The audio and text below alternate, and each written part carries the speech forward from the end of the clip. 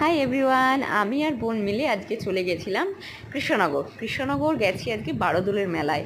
তো দেখতেই পাচ্ছ স্টেশনে নেমে টোটো ধরে চলে এসেছি বারোদোলের মেলার এখানে। তো এখানে মেলায় ঢুকতে গেলে একটা ব্রিজ ক্রস করতে হচ্ছে।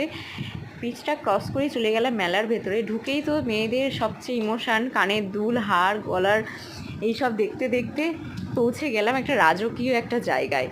ওখানে খাট বিছানা টিছানা এমনভাবে পাতা আছে, মনে হচ্ছে গিয়ে একটু শুয়েই পড়ি।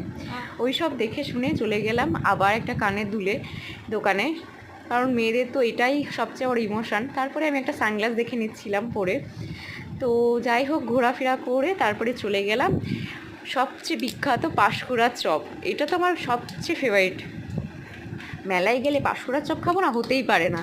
তো অনেকক্ষণ লাইনে দাঁড়িয়ে দাঁড়িয়ে আমি আর বোন নিয়ে নিয়েছি দুটো পাঁশকুড়ার চপ খেয়ে শরীরটাকে ঠান্ডা করার জন্য নিয়ে নিলাম লস্যি।